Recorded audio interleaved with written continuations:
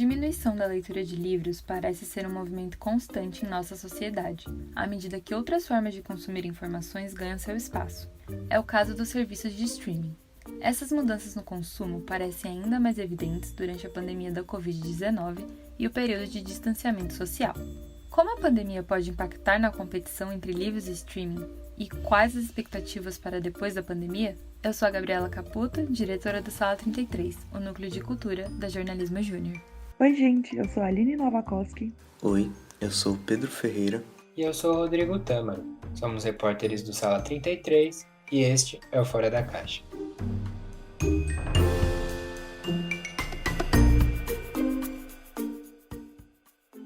Ultimamente, o consumo de livros tem perdido espaço, enquanto os serviços de streaming aparecem como uma nova tendência.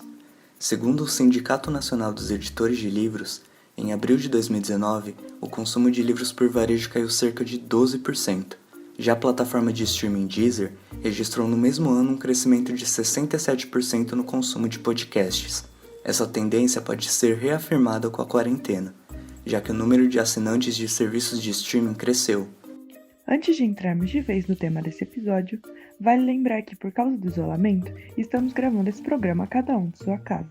Então, se você perceber alguma diferença no som, saiba que é porque não estamos em um estúdio profissional.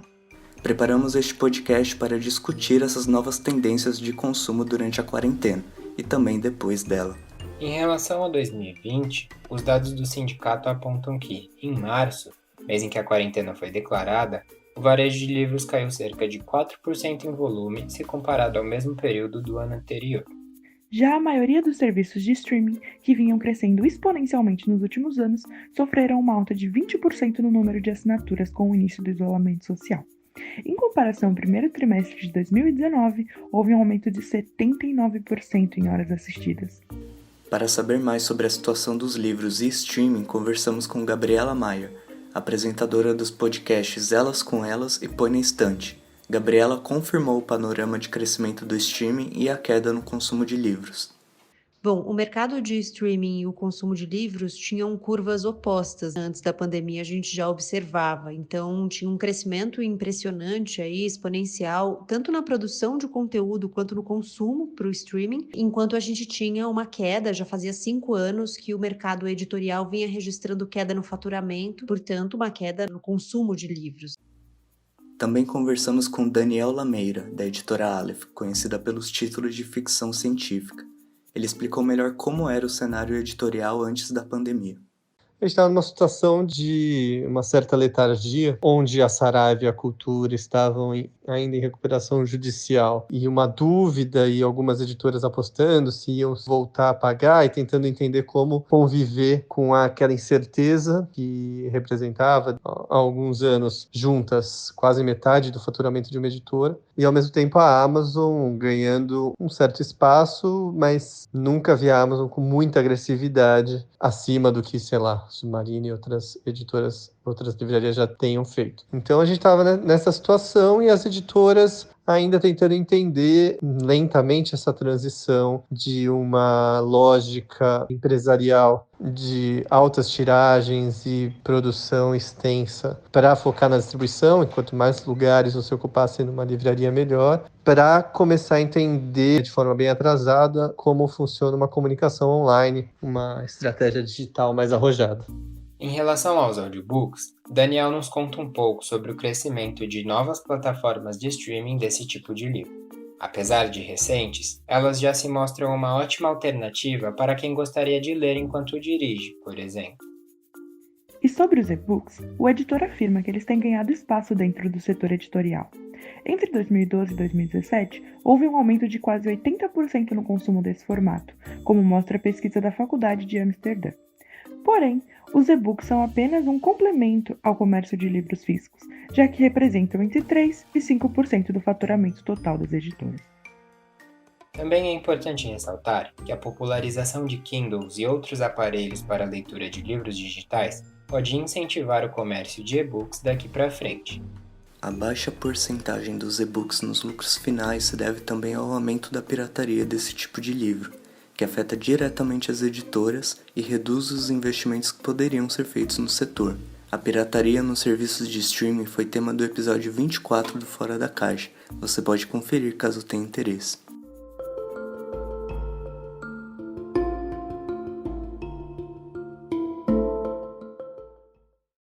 Após o início da pandemia, os dados de consumo se alteraram. O número de livros comprados caiu durante a quarentena, enquanto as assinaturas de serviços de streaming cresceram. Os dados do Sindicato Nacional dos Editores de Livros apontam que, no comparativo de abril, auge da quarentena no país, a compra de livros em varejo diminuiu 45%. O sindicato aponta o fechamento de lojas físicas como principal motivo da diminuição.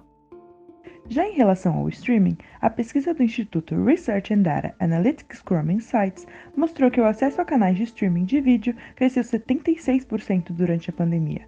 Para os serviços de áudio e música, o crescimento foi de 43%.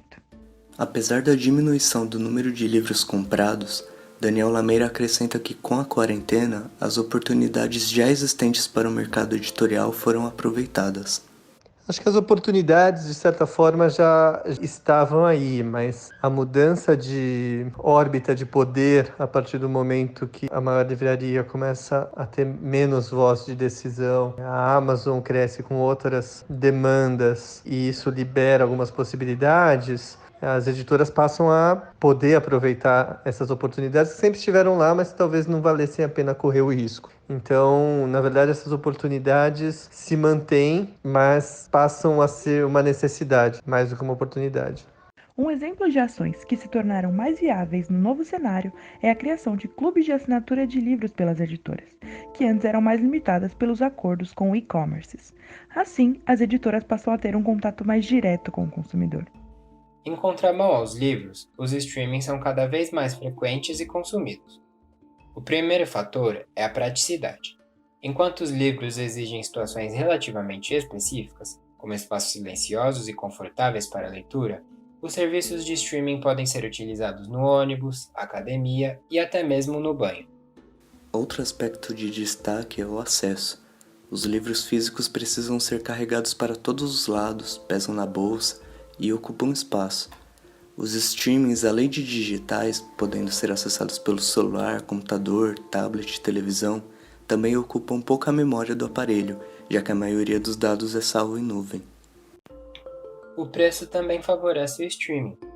Apesar de em muitos casos ser necessária uma assinatura mensal, que costuma ser de aproximadamente R$20, a assinatura garante acesso a toda a biblioteca de filmes, músicas, livros e podcasts do serviço. No caso dos livros físicos, é comum que, para ler, você precise comprá-los, o que acaba tornando a leitura mais cara no final das contas. Verdade, mas os livros oferecem outras experiências. O intuito de um livro físico não é necessariamente ser prático, porém neles a leitura em si é mais confortável.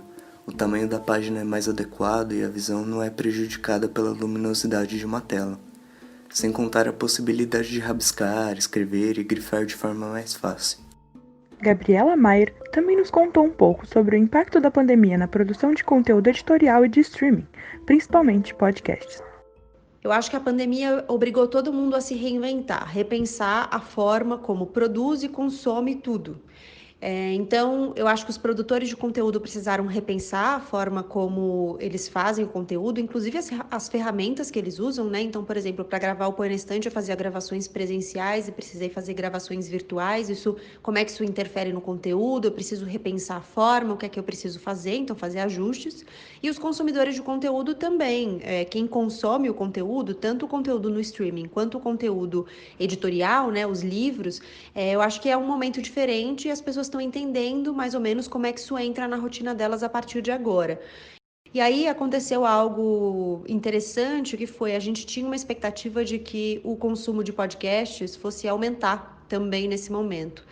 E o que a gente viu foi uma mudança, uma queda, uma pequena queda na audiência, de fato caiu um pouco o consumo de podcasts, muito porque, como eu dizia antes, os podcasts estão muito associados a um hábito, então as pessoas ouvem, por exemplo, no deslocamento. Toda vez que eu estou indo ou voltando do trabalho, eu ouço um podcast. Se eu não tenho mais esse deslocamento, eu também não tenho o hábito associado de ouvir o podcast. Enfim, hábitos que mudaram, né, que interferem no consumo, mas houve também uma mudança de comportamento. Então, houve uma diluição ao longo do dia, a gente tinha escutas, né, plays, mais nos horários de pico, justamente por estar associado aos deslocamentos, e hoje a gente tem uma diluição ao longo do dia, então mais espalhado, e aos sábados, um crescimento de escuta aos sábados, porque antes as pessoas aproveitavam o fim de semana para fazer outras atividades de lazer. Como hoje o lazer está limitado, o streaming acaba entrando em uma dessas opções aí de lazer. Então acho que mudou, não necessariamente surgiram novas oportunidades, mas acho que mudou a forma de as pessoas se relacionarem. Vale ressaltar que a situação dos podcasts comentado por Gabriela é um pouco diferente em relação a outros serviços de streaming. A busca por lazer e informação sobre o contexto do isolamento aumentou o interesse em tais serviços, que viram um crescimento significativo no número de assinaturas. Segundo o relatório do grupo WPP, a Netflix, principal serviço de streaming de vídeo do país, teve até 18 de maio aproximadamente 200 milhões de visitas, um aumento de 15% em relação ao mês anterior. Já a Amazon Prime registrou 18 milhões de visitas, um crescimento de 16%.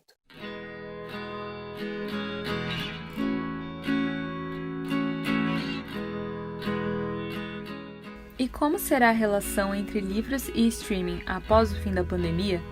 Fazer essa estimativa com precisão não é uma tarefa fácil, mas o Daniel nos contou sobre as suas expectativas. Acho que as expectativas são, se você for perguntar para muita gente em posições ali de tomada de decisão, muita gente está esperando voltar a como era antes. Eu acho que, né, ainda essa realidade de livrarias de rua, né, tiragens, distribuição, como o mercado sempre rodou. Mas acho que talvez esse momento tenha plantado sementes ali de uma inquietude, de uma necessidade de uma comunicação digital, uma necessidade de estar mais apto a explorar novas formas de monetização de conteúdo, seja cursos, seja outras formas que saem do papel apenas, ou do papel emulado nessas outras plataformas, que talvez algumas pessoas pensem nisso, ou talvez algumas empresas foquem em criar esse conteúdo. Então, essa é a minha esperança, assim, que a gente tenha aprendido um pouco de que há outras formas de conteúdo a serem consumidos e que as editoras tomem o passo à frente para mostrar que sabem, que tem esse know-how, que tem esse contato, tem esse cuidado de criar bons conteúdos. Então, essa é minha expectativa pessoal, assim. Seria ingenuidade achar que a quarentena produziria por si só uma grande leva de novos leitores, porém mudanças estratégicas do mercado durante e depois dela podem ter um impacto positivo no consumo literário. Gabriela também nos contou sobre suas expectativas para os livros de streaming após a pandemia. Bom, eu acho que o mercado de streaming, como ele já está baseado, está ancorado em plataformas virtuais, ele tem mais facilidade para se adaptar nesse momento de pandemia e no que vem depois da pandemia. Então, é algo que chega até a casa das pessoas mais facilmente, ainda que no Brasil nem todo mundo tenha acesso de qualidade à internet e nem tenha acesso à internet. De qualquer forma, acho que é algo que já está mais adaptado a essa realidade de distanciamento. No mercado editorial, a gente ainda não tinha um consumo expressivo de livros no Brasil, então a gente tinha uma venda de livros específicos até que significativa, né? A gente tem os best-sellers brasileiros, mas não é um mercado que vinha registrando alta. Eu falava que já são 5 anos de quedas registradas no faturamento do mercado editorial, e acho que ele tem mais dificuldade para se adaptar porque a gente já tem uma defasagem de leitores, né? A gente tem uma construção defasada de leitores no país, e de leitores que leem em e-readers, né, que leem em plataformas digitais, eu acho que o número ainda é menor. E essa adaptação, ela é mais custosa. Além disso, como eu disse antes, eu acho que é algo que as pessoas cortam. Na verdade, tanto os streamings quanto os livros são cortes, né? Podem ser tidos como supérfluos. Para mim não são, mas para muitas pessoas são supérfluos.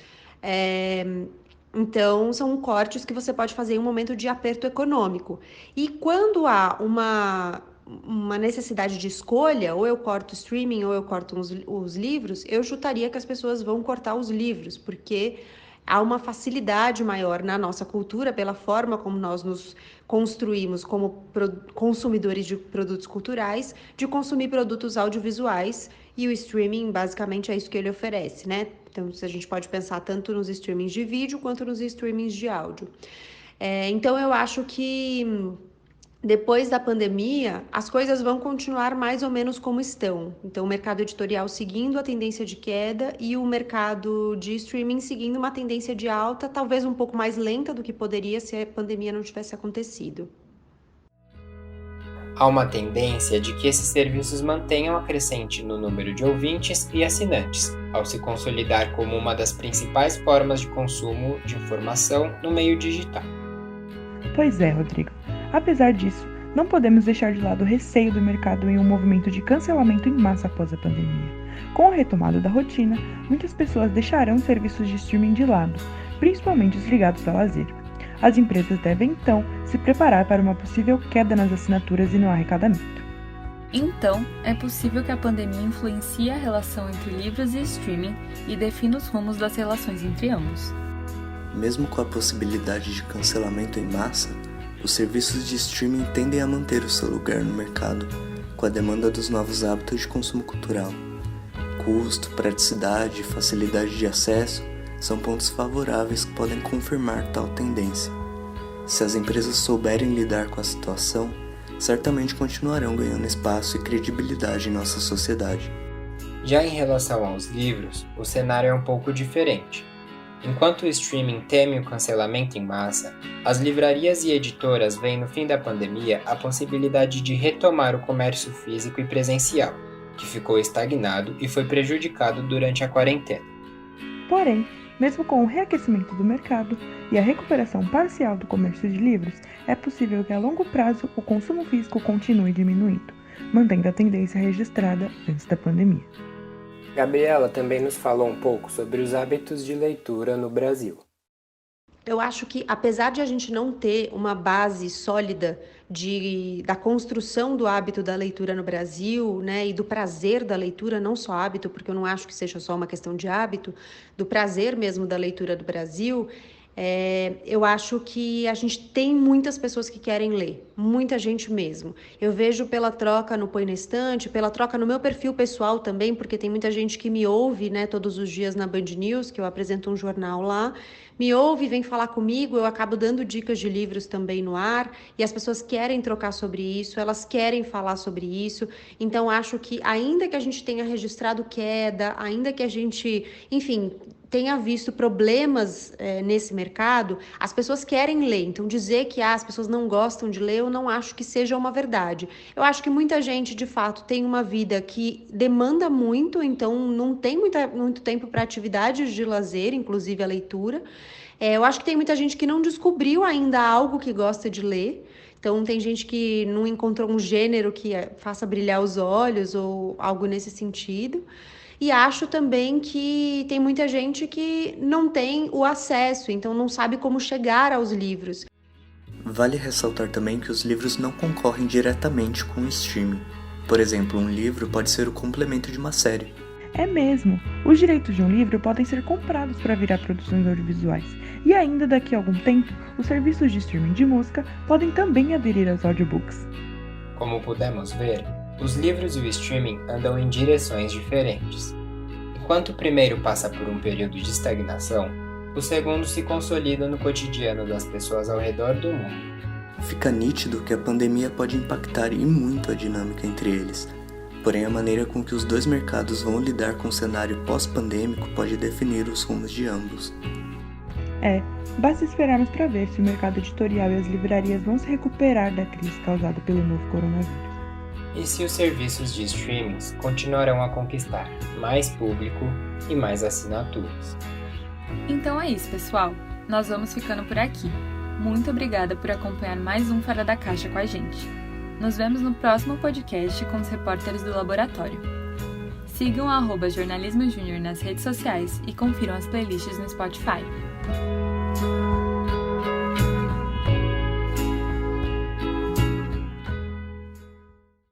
Roteiro por Aline Novakoski, Pedro Ferreira e Rodrigo Tâmaro. Edição de som e produção por Giovana Preto e Jaqueline Silva. Direção por Gabriel Guerra, Gabriela Caputo, José Egídio e Karina Tarasiuk.